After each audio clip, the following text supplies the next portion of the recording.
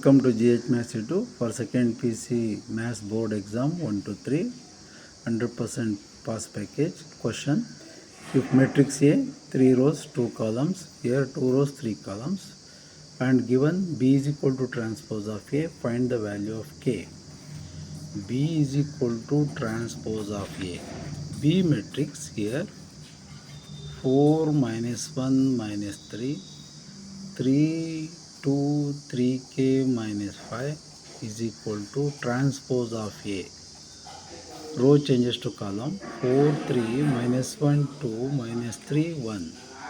When two matrices are equal, corresponding elements are also equal. Okay.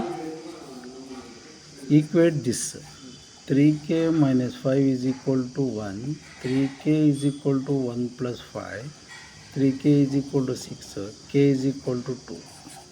Thank you.